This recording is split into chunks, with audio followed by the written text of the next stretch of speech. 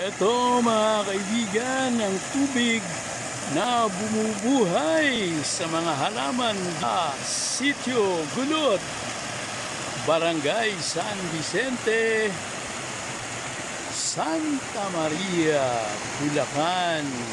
Ayan. Ang tubig ay buhay.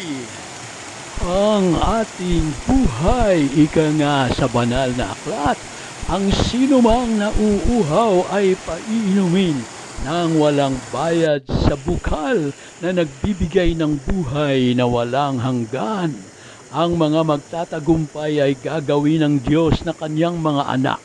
At ang sinumang hindi sumasampalataya sa Kanya ay kaniyang itatapon sa nagliliyab na lawang apoy.